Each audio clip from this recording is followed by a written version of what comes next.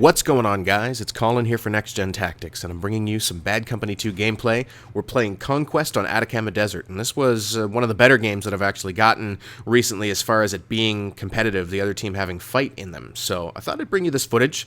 There's a few things I want to talk about. I'm not going to dwell on a whole lot of Battlefield 3 information because there is no real new information, and I know that some of you are getting quite impatient about not hearing anything new as we run across some AT mines that the enemy's craftily placed in the water. You got to look out for those. It's best to, if there's any standing water on the map, it's best to maybe hit them with a tank shell before you walk in there, but I wasn't driving, and I didn't think to shoot at it with the secondary gun. So anyway, couple of things, though, Battlefield 3 related that I do want to mention. Now, the first one may seem somewhat trivial to many of you, but it is really important, and I'll tell you why in a minute. But that is the fact that clan tags are still going to have a 3-character limit for Battlefield 3.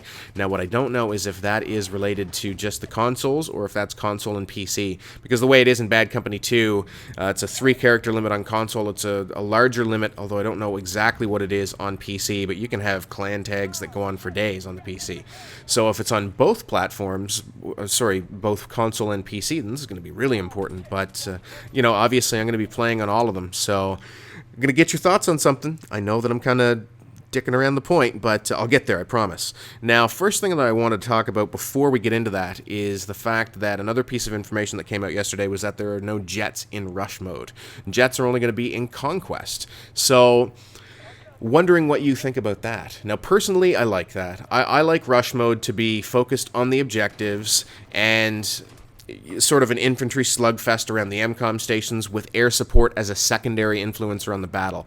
What I would fear is that if there's jets in rush, then you're going to have a bunch of attackers waiting around their spawn for jets to spawn, and so they can fly them around and not get down and arm the MCOM stations. So I think that that's a good move. I think that it'll help move the game along, and it'll encourage people to PTFO, play the fucking objective. So back to what I was saying. Previously, the clan tags are going to have a 3-character limit in Battlefield 3, and, you know, we've kind of tried to start this whole PTFO movement, and on PC, you can put PTFO as your clan tags. Well, what if that changes and we'll only have 3 characters? Really important, guys. Do you think we should go with PTO, play the objective, or should we go with PFO, play the fucking objective? Leave a comment below and let me know what you think. Really important stuff here, guys. So, you know, let's stop dwelling on Battlefield 3 and let's revisit the whole PTFO idea. And there's a video I put out a little while ago, actually a couple, that had PTFO as a theme. And I was talking about playing the objective, objective-based gameplay. And a couple of people in the community have put out videos in response to that. Some of them in favor, and some of them really also still in favor of playing the objective, but, you know, titling videos like "Don't Play the Objective" and basically trying to be shit disturbers. And making the argument that what we are trying to promote is people just blindly rushing at objectives and, you know, jumping on MCOM stations by themselves and running at flags when they're getting capped. And that's not at all what I mean. So, you know, if you're trying to make that counterpoint, then you're just trying to be a rabble-rouser and a shit disturber and all that good stuff. What I mean by PTFO is being focused on completing the objective. And sometimes completing the objective, you know, you're in a last-ditch attempt, you have a few tickets left, yeah, maybe that means a bit of a suicide run potentially at an MCOM station when you have to get it armed. But, you know, if you have 60 tickets left, then sprinting up the middle in an MCOM station obviously isn't the right approach. What I mean by PTFO, and I think what everyone means who supports that terminology, is that you want to be playing in such a way that you're thinking about getting the objective completed. Now, I'm going to talk about this more using this gameplay, even though it's not rush mode. Obviously, it's Conquest. The objective is to capture and hold these flags. So I'm doing that in this game, and sometimes we're losing a flag, and I don't just hit the sprint button and just beeline it straight for that flag. You have to be tactical and careful about your approach to the objective. And I think that most of you would have understood that when I was talking about playing the objective. Perhaps you didn't, but there are obviously a number of different ways you can play the objective, whether that's flanking in behind an enemy spawn in rush, or, you know, carefully and tactically clearing out a base in Conquest, a flag in Conquest before you cap it, or, you know, perhaps you're not even standing on the flag, but you're holding down an area of the map to help your team maintain map control. Whatever it is, you know, it's you're helping your team achieve the objective, and that's what we're going for. It's the argument against players that'll camp in their spawn, or sit back and snipe from very, very long ranges in rush mode. And while they might provide a little bit of a benefit to their team, they're not doing nearly as much as they could. Now, a team needs to work together in order to get the objectives done. So on console, with the integrated communication system, throw on a headset, talk to your squad mates, and if something needs to be done, then don't be afraid to mix it up and do it. The thing that pisses me off is when a game isn't going in your team's favor, you have someone sitting back sniping or performing a particular role and just refusing to change what they're doing despite the fact that you're losing your ass off, and they won't mix it up. They're set in their ways, they're going to play the game they want, and there's nothing you can do about it. And that kind of stuff just gets obnoxious. But if you are communicating on a squad on the console on the headset, or you're able to type in the chat on PC to your squad mates, mix it up and try and get the job done. That's the point. Not every time. You don't have to sacrifice your life every time to jump on an MCOM station. If you're able to flank and clear the area and then move in, then that's perfectly fine. But what I do see a lot of is people posting gameplay where they're in a random squad, they don't have an organized team, and they're just going to go back and sit in the enemy spawn and kill them. Sometimes that's going to work out, sometimes it isn't. And if you are designating yourself the spawn point and you're harassing the enemy team in their spawn, then that's fine, and that can work. Now, at the point where that stops working and your team's losing, you need to mix it up. So if your role isn't your role may be very helpful, but if it's not contributing to the team winning the game, or the team for whatever reason is losing, then mix it up. That's all I'm getting at.